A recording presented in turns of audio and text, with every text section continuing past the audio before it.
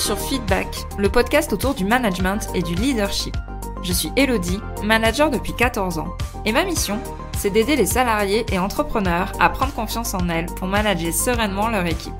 Alors si toi aussi tu es convaincu qu'on peut avoir un management bienveillant et un leadership affirmé sans écraser les autres, abonne-toi. Tu trouveras ici tous mes conseils et retours d'expérience pour t'aider à devenir une des leaders de demain. Je te souhaite une agréable écoute. Hello à toi, c'est parti pour un nouvel épisode dans ce podcast. Et aujourd'hui, je voulais revenir sur un concept qui est ultra connu. Faut pas se cacher, les objectifs SMART, c'est vraiment assez répandu et appliqué un petit peu partout. Si tu connais pas, ne t'inquiète pas, il y a aucun souci avec ça, justement, on va le voir ensemble. Mais le problème, c'est que ça a beau être ultra connu, ce n'est pas pour ça que c'est utilisé, déjà de 1, ou que c'est utilisé comme il faut. Du coup, ce que je voulais te proposer aujourd'hui, c'était de revenir sur ce concept d'objectif SMART, mais de façon améliorée, avec les objectifs SMARTER, et de rentrer vraiment dans le détail, comment est-ce qu'on peut appliquer ça dans son quotidien de manager. Alors, c'est quoi une méthode d'objectif SMART ou SMARTER? En fait, ça sert tout simplement à définir des objectifs clairs. C'est ultra important pour toi, mais aussi pour ton équipe, de savoir où aller, qu'est-ce qu'on attend de nous, quel est le chemin à prendre pour atteindre tel ou tel résultat. En fait, cette méthodologie, elle tire son origine d'un concept du management qui a été développé par Peter Drucker. Et en fait, l'idée qu'il a développée, c'est d'établir des objectifs qui peuvent être quantitatifs comme qualitatifs à atteindre, et c'est ça, surtout le plus important, dans un laps de temps précis. Parce qu'en fait, la clé, on va dire, des objectifs SMART ou SMARTER, c'est cette deadline, ce laps de temps, cet élément temporel qui est ultra important. Donc, un objectif SMARTER, c'est ce que je vais t'expliquer aujourd'hui, parce qu'en fait, c'est vraiment les objectifs SMART de façon augmentée, on va dire. C'est comme si on utilisait la réalité augmentée. C'est encore mieux que les objectifs SMART, c'est ce que je vais t'expliquer aujourd'hui. Et en fait, pourquoi je voulais te l'aborder dans cet épisode de podcast? Parce que la méthode des objectifs SMART de départ, la méthode d'origine, elle a un peu une conception vraiment figée, statique des objectifs. Elle va juste servir à les définir. Et ça s'arrête là. En fait, ce qui est intéressant avec la méthode SMARTER, c'est que ça va ajouter une dimension de réajustement en continu. Le E et le R de SMARTER, alors bien évidemment, on va voir le détail de SMART juste après. Le E et le R de SMARTER, ça veut dire respectivement évalué et révisable. Et en fait, ces deux objectifs, c'est ça qui amène une dimension beaucoup plus dynamique au fait de fixer des objectifs. Et si SMART, c'est là où c'est intéressant comme jeu de mots, SMART signifie intelligent et SMARTER veut dire encore plus intelligent. Donc c'est vraiment intéressant de voir ça sous cet angle-là. Ça a vraiment, je trouve que le nom en tout cas est très bien vu et très bien trouvé. Pourquoi c'est important de rajouter cette dimension d'évaluer et de révisable aux objectifs SMART? On sait très bien qu'on fait des plans à l'avance et qu'au final, on ne les suit jamais à la lettre. Et en fait, un plan, des objectifs, c'est fait pour être amélioré en continu. C'est fait pour être ajusté.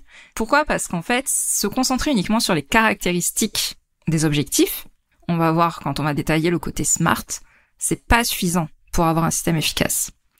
Manager, c'est aussi piloter l'activité, c'est aussi piloter ton équipe, et c'est beaucoup trop restrictif de se limiter à juste définir des objectifs. Ce qui est important, c'est de revenir dessus, de les ajuster, de les évaluer et de les réviser si nécessaire, qu'on va rester en phase avec l'évolution de notre environnement. Et c'est ça, en fait, travailler intelligemment, c'est ça, mettre en place des objectifs plus intelligents, car c'est beaucoup plus complet. Alors, je vais te détailler maintenant comment définir tes objectifs. Donc, on va reprendre les objectifs SMART. Même si tu les connais déjà, franchement, écoute quand même cet épisode, ça va te faire un petit rappel, et peut-être même que je vais te les présenter d'une façon un peu différente de ce que tu as lu, entendu ou vu. Peut-être que tu les as entendus en formation, peut-être que tu les as vus sur LinkedIn, peut-être que tu les as entendus dans un autre podcast, mais je trouve ça aussi intéressant d'avoir différents points de vue ou différents exemples. Je vais t'expliquer la notion d'objectif SMARTER, qui est donc l'étape d'après. Et surtout, je vais te donner aussi un exemple à la fin. Tu sais combien j'aime l'aspect concret. Je vais pas te livrer juste la théorie. On va prendre un cas pratique. Et là, je vais te détailler, du coup, le côté SMARTER de l'objectif pour un service défini dans une entreprise. Alors, comment définir ces objectifs avec la méthode SMARTER, la méthode SMART augmentée? J'aimerais d'abord commencer avec cette citation d'Abraham Lincoln qui résume parfaitement le but de définir des objectifs et de les définir avec cette méthode. Un objectif bien défini est à moitié atteint. Pourquoi? Parce que ce qui est intéressant, c'est de se mettre en action, parce que c'est pas juste de l'écrire sur le papier, et c'est de le faire évoluer. C'est souvent un exercice un peu difficile au début, notamment quand on est au début de ces années de management. C'est un peu compliqué de s'extraire des termes un peu généralistes de notre activité. On va rester un peu vague, on va avoir du mal à rentrer dans le détail et à préciser les objectifs. C'est pour ça que la méthode SMARTER est intéressante parce que ça va t'aider à vraiment faire cet effet entonnoir sur la définition de tes objectifs. Souvent, c'est un exercice que tu vas être amené à faire lors des entretiens individuels annuels. Je t'invite à pas le faire qu'à ce moment-là. C'est intéressant aussi de se poser la question des objectifs de ton service, de certaines personnes, les tiens aussi, à certains moments de l'année et pas qu'à l'entretien individuel.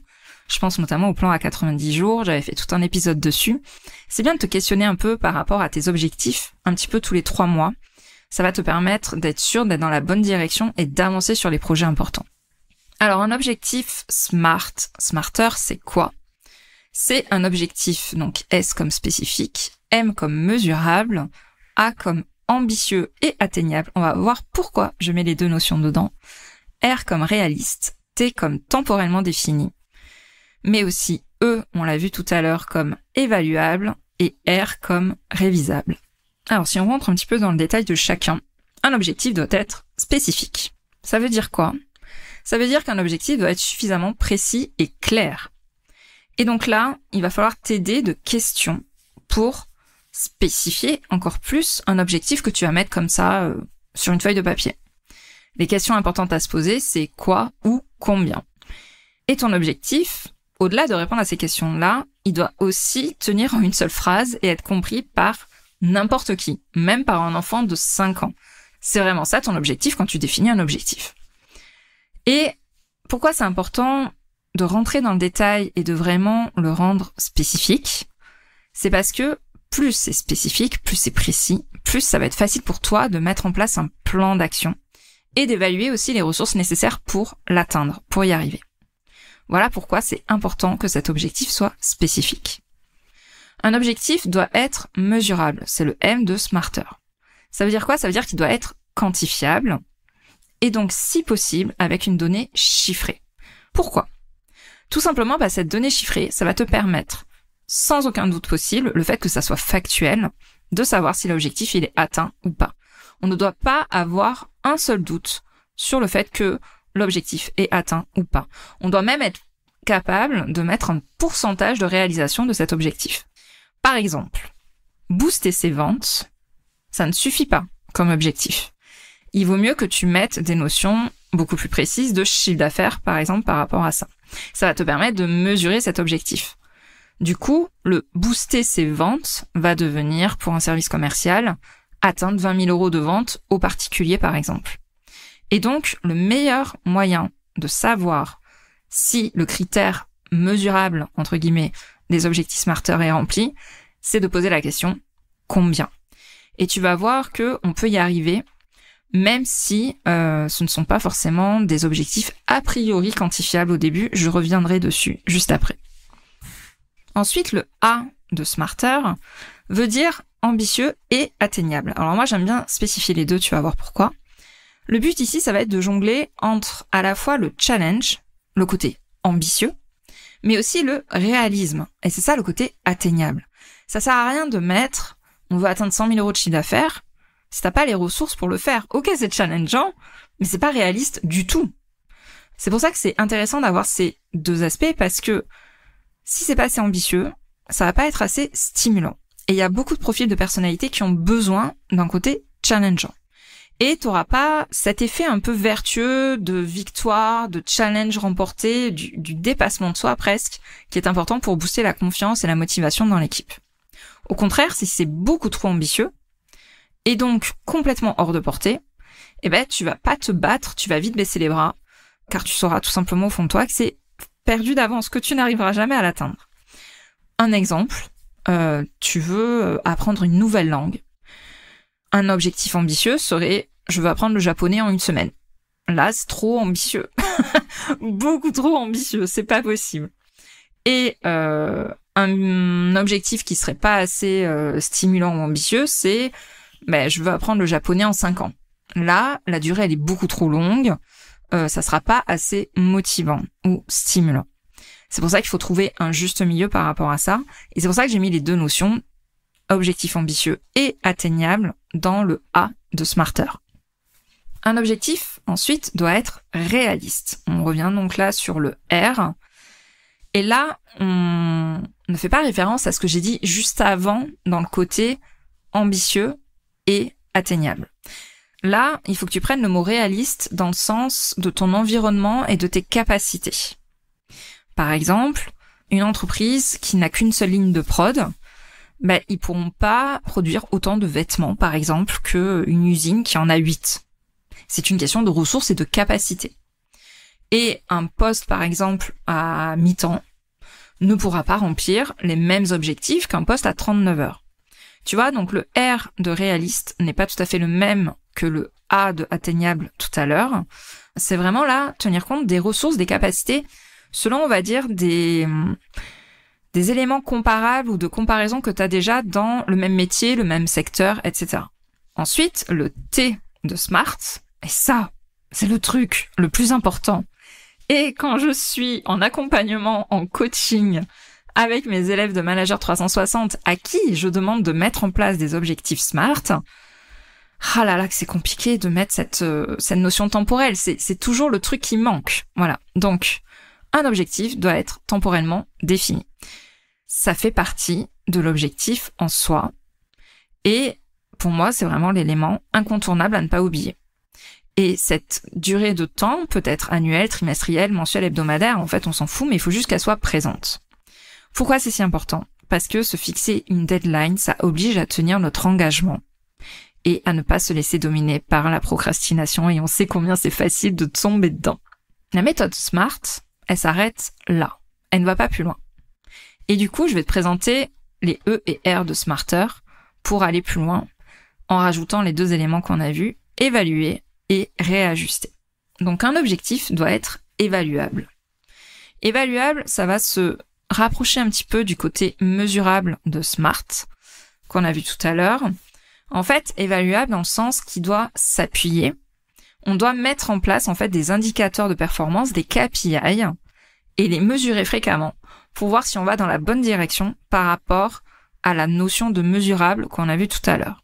Je m'explique si c'est pas clair. Si tu te fixes 100 000 euros de chiffre d'affaires, si tu t'arrêtes à SMART, tu vas te dire, je vais mesurer ça à la fin de l'année, voir si j'atteins mon chiffre d'affaires. Or, le côté évaluable de Smarter va te dire, on s'arrête pas à ça, ma cocotte. On va mettre en place des KPI pour le mesurer plus fréquemment et voir si on est sur le bon chemin. Donc, tu ne vas pas juste faire un bilan de, j'atteins mes 100 000 euros ou pas à la fin de l'année. Tu vas mettre en place un KPI de suivi de chiffre d'affaires, voire de nombre de rendez-vous, peu importe, ça peut aussi se décliner dans différentes actions et KPI associés, qui te permettent de voir tous les mois, toutes les semaines ou tous les trimestres, peu importe, si tu es sur les clous d'atteindre ces 100 000 euros de chiffre d'affaires.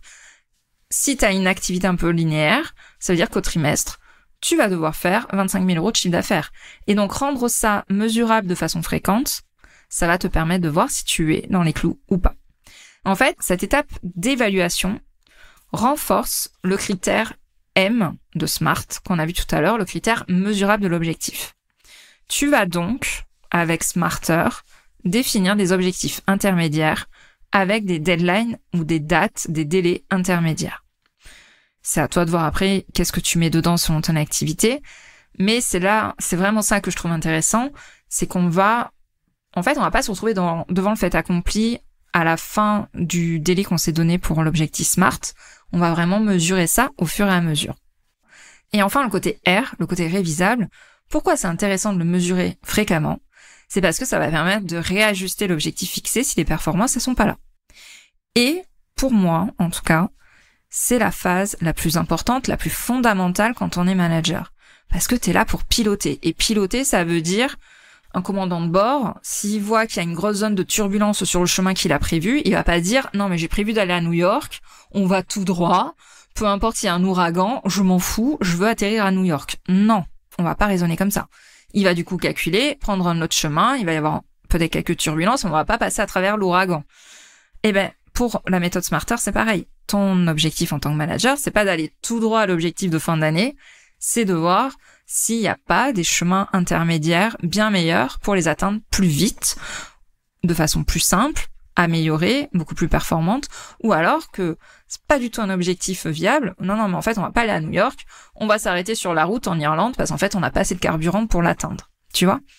Et tu vas, du coup, réaligner tes objectifs en fonction des situations, en fonction de l'environnement, en fonction de changements, d'évolution, et tu vas corriger la trajectoire que tu avais prévue. Et ça, c'est ton rôle de manager. C'est vraiment sur ça que tu vas être évalué par ta direction. C'est ça qu'ils attendent de toi. Et c'est donc pour ça que je voulais te présenter le côté smarter, qui est beaucoup plus intéressant à mes yeux quand on est manager que les objectifs smart.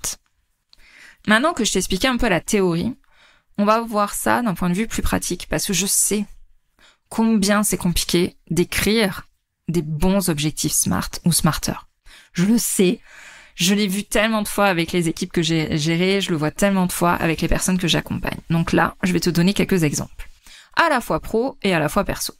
Un premier exemple que j'ai envie de te donner, on l'a vu tout à l'heure, des notions de chiffre d'affaires. Par exemple, on pourrait dire, moi, mon objectif cette année, c'est de faire plus de ventes dans mon service commercial. Ce n'est pas un objectif smart ou smarter. Là, il faudrait le réécrire en disant, avec quelque chose de mesurable, augmenter le chiffre d'affaires de X%. Ça, c'est un bon objectif. J'irai même plus loin. Si on veut rajouter la notion temporelle, augmenter le chiffre d'affaires de 50% d'ici le mois de juin. Voilà. C'est beaucoup plus précis, ça devient mesurable, c'est évaluable, on peut le réajuster en cours de route si on ne l'atteint pas. Autre élément, pour un service marketing d'une boîte, avoir plus de visiteurs sur le site internet. Pareil, ce n'est pas assez précis.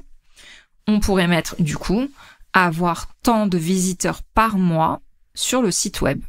Là, c'est beaucoup plus précis. On se rapproche beaucoup plus d'un objectif smart ou smarter.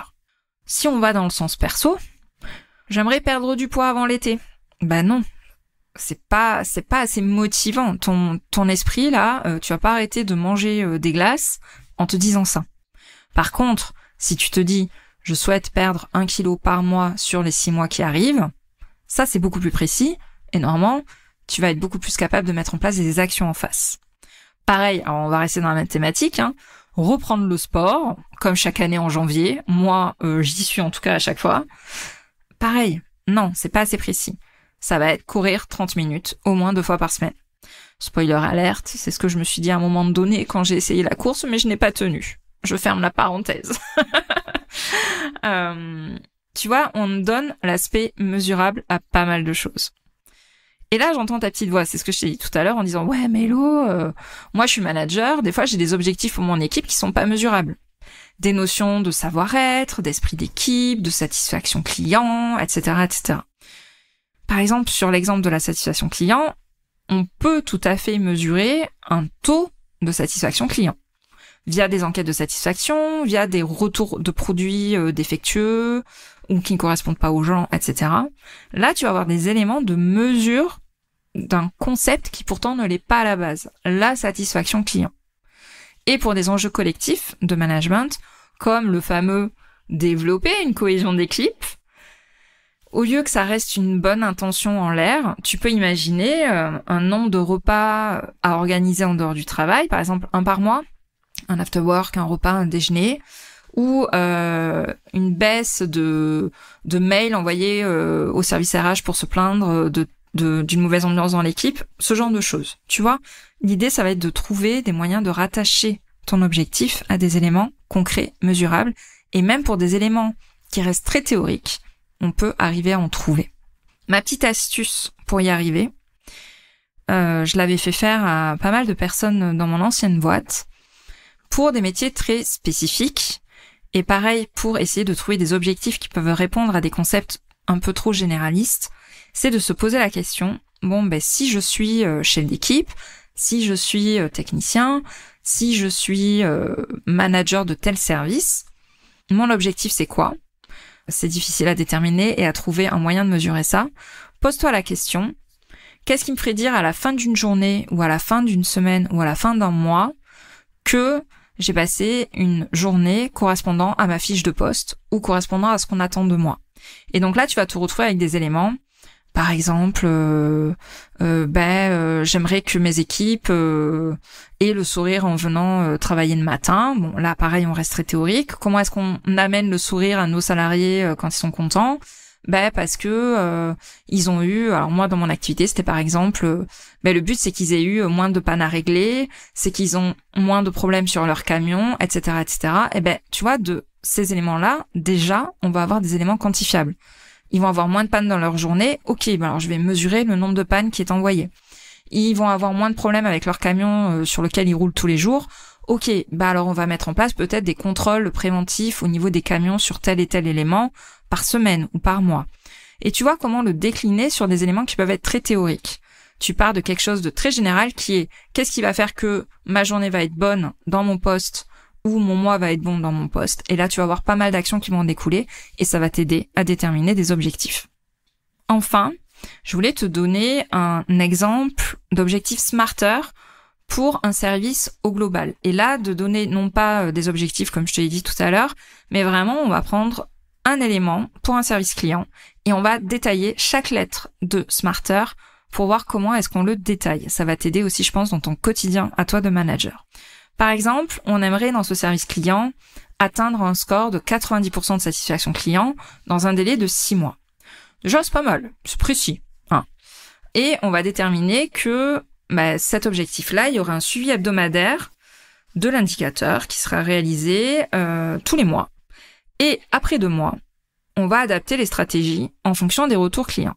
Et là, tu vois, le fait de rajouter la notion de suivi hebdomadaire qui sera réalisé tous les mois, et après 2 mois, on fait un point et on adapte la stratégie, c'est ça qui rajoute le côté smarter aux objectifs smart. Alors, si on détaille vraiment, l'objectif smarter dans ce cas-là, ça va être dans l'aspect donc S spécifique, améliorer le service client en augmentant la satisfaction client. Tu vois qu'on répond à la question comment. Comment est-ce qu'on améliore le service client ? Eh bien, tout simplement en augmentant la satisfaction client. C'est un objectif clair, car on aurait pu prendre un autre indicateur. On aurait pu prendre, par exemple, le délai de réponse. Non, là, cet objectif smarter va être concentré sur augmenter la satisfaction client, qui va nous permettre, au global, d'améliorer le service client. On peut avoir, du coup, 2 objectifs smarter pour le même service, augmenter la satisfaction client, et le deuxième, ça va être augmenter, améliorer le délai de réponse. Le M de mesurable, ça va être, par exemple, mesurer ce taux de satisfaction. Comment est-ce qu'on va le mesurer ? Via un formulaire qu'on envoie après l'achat d'un produit. Là aussi, c'est dans ce questionnaire, qu'est-ce qu'on va mettre ? Et c'est ça qui va être quantifiable et mesurable. Des notations de 1 à 5 avec des étoiles et une petite évaluation si jamais on veut mettre un commentaire. Ça, c'est mesurable puisque à la fin du mois, on va pouvoir faire une moyenne des notes.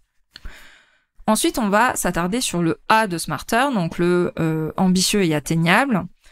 Là, l'ambitieux, c'est pas de mettre 100% de satisfaction client. C'est beaucoup trop ambitieux. Il y a forcément des clients qui vont avoir quelque chose à dire. C'est obligé. Ça n'existe pas, le 100% dans ce domaine-là. Donc, peut-être mettre un 90% et à la fois ambitieux et aussi atteignable. On met pas un 60% qui serait pas assez ambitieux. Et on met pas un 100% qui serait inatteignable pour le coup.